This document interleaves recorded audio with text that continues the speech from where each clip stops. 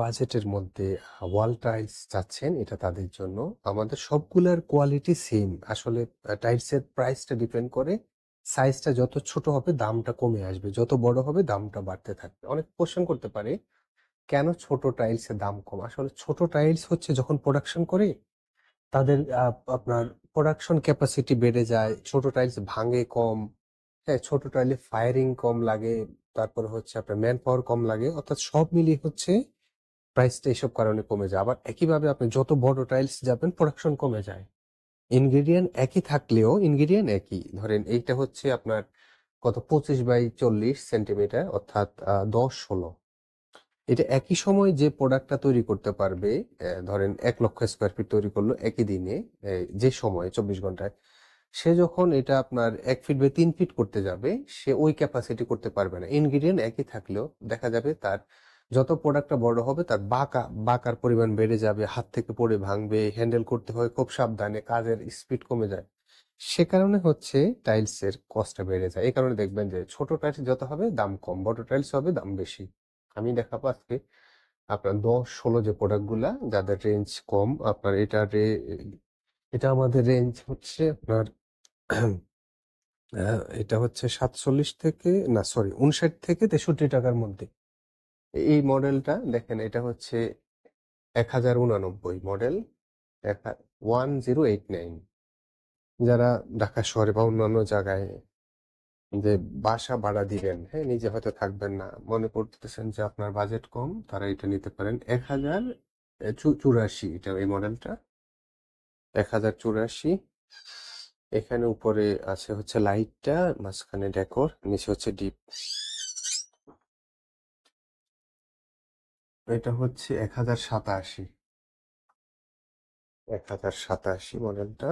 এই যে দেখুন, আমি এক এক করে সবগুলা দেখাচ্ছি। আমাদের এই ছোট টাইলস বলে যে আমাদের ইনগ্রেডিয়েন্ট খারাপ বা এরকম কিছু না। যেহেতু ছোট টাইলসে আমাদের কস্টিং কম, সে কারণে হচ্ছে, আমি একটু আগে বললাম, এক্সপ্লেন করলাম, এই কারণে হচ্ছে প্রাইস একটু কম। বা যারা মনে করেন যে গ্রামের, বিশেষ করে গ্রামে আপনারা দেখি যে মানে যেহেতু বাজেটও কম থাকে, যেন প্রাইসও সবাই একটু ছোট টাইলস সিলেক্ট করে, সেক্ষেত্রে 10-16টা পারফেক্ট।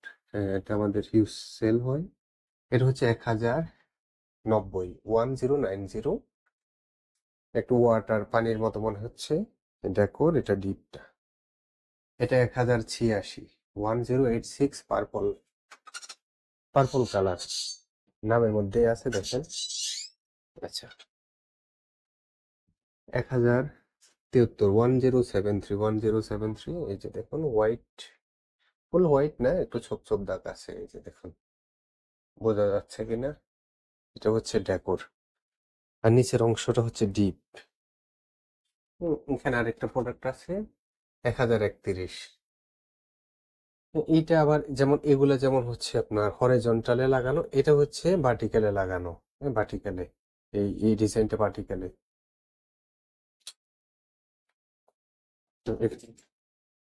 এখানে আরো কিছু প্রোডাক্ট আছে, এটা দেখায়। এটা 1005, 1005।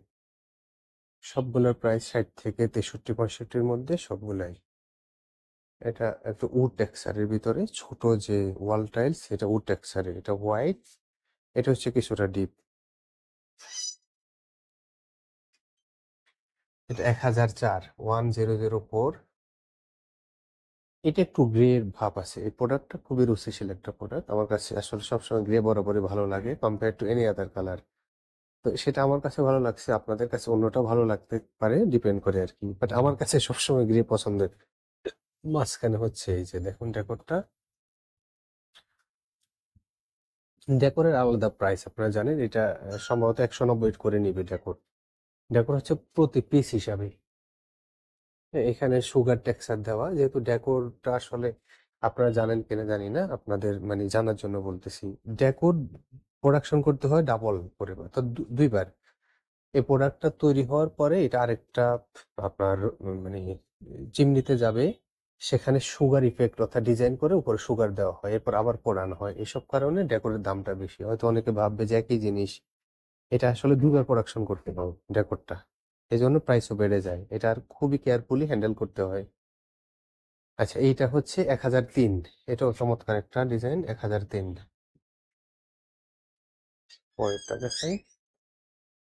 এটা হচ্ছে 1086। 1086, 1086। এখানে ফ্লাওয়ারের দেওয়া। এই যে এটা এটা লাইট আর নিচের ফ্লাওয়ারটা একটু ডিপ, মাঝখানে ডেকোর।